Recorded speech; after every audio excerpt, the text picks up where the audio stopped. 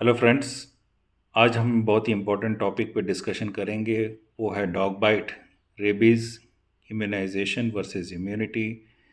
और dog bite हो जाए तो क्या करना है।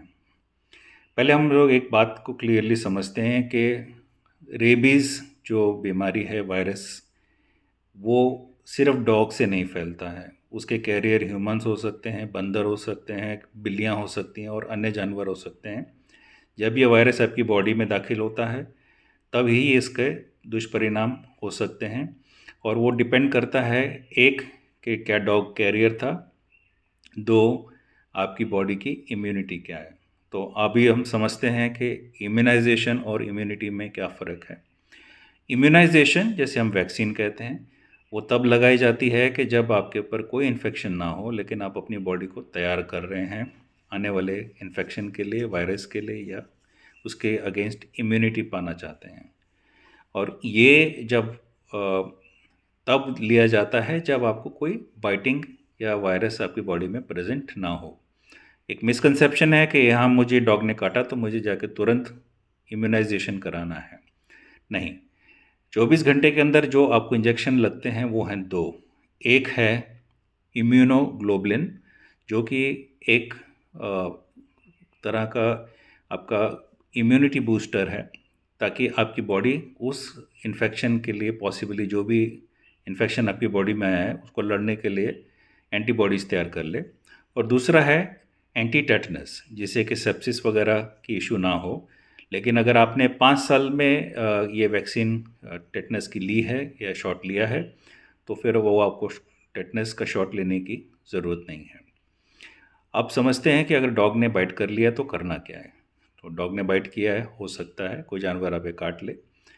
कारणों को जाने बगैर सबसे पहला काम है फर्स्ट एड। पहले आपको उस घाव को धोना है साबुन से, पानी से। अगर ब्लीडिंग ज़्यादा है तो उस पे दबाव देकर आप इमीडिएटली किसी डॉक्टर के पास जाएं, और वो डिटरमाइन करेंगे कि आपको इम्यूनोग्लोबुलिन और टेटनस के शॉट देने हैं, और उस खून को कैसे रोका जाए, पहले उसकी कार्रवाई की जाएगी।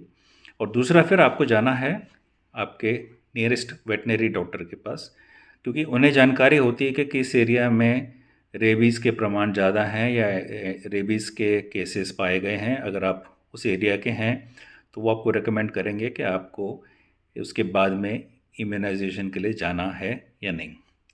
और तीसरा और एक बहुत ही इम्पॉर्टेंट फैक्टर आपको ध्यान में रखना है कि जब भी बॉडी में इन्फेक्शन आता है, आपकी बॉडी फीवर तैयार करती है, और गलती से भी उस फीवर को आप प्रिवेंट मत कीजिए। बॉडी का अपना एक मैकेनिज़्म है, जब भी इन्फेक्शन बॉडी में आता है, बॉडी अपना टेम्परेचर रेज़ करती है, जिसे हम फीवर कहते हैं। सबसे बड़ी जो हम लोग मिस्टेक करते हैं, वो हमेशा जैसे फीवर आया तो फटाफट क्रोसिन या पैरासीटामोल ले लिया। वो आपको नहीं करना है। एटलीस्ट 24 से 48 घंटे जो भी फीवर आता है, अगर वो 103 के ऊपर जा रहा है, यानी कि बहुत हाई टेम्परेचर पे जा रहा है, तब आपके वाइटल ऑर्गन्स को कोई नुकसान ना हो, इसलिए डॉक्टर की सलाह से आप ये पैरासीटामोल या क्रोसिन ले सकते हैं। अन्यथा बॉडी को फाइट करने का मौका दीजिए।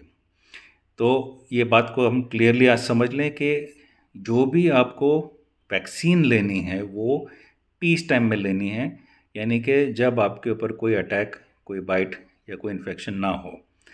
जब आप बॉडी के ऑलरेडी एक इन्फेक्शन आने के स्कोप बन चुका है और आप ये वैक्सीन लगाएंगे, तो आप अपने एक्चुअली इन्फेक्शन की जो मात्रा है वो बॉडी में बढ़ाते हैं। इस विषय पर आप अपने डॉक्टर से, वेटनरी सर्जन से या डॉक्टर से सलाह लीजिए। और उसके अलावा जो प्रिवेंटिव मेजर्स हैं वो हमेशा बना के रखिए। अगर आप डॉग्स के साथ काम करते हैं या वेलफेयर वर्कर हैं या डॉग फीडर हैं, तो आपकी इम्यूनाइजेशन होना अनिवार्य है। और क्योंकि ये ऑक्यूपेशनल हैज़र्ड है, तो इसलिए आप अब ये लोग जो हैं, इन्हें पहले अपनी वैक्सीन करा लेनी चाहिए, ना कि जब बाइटिंग हो उसके बाद।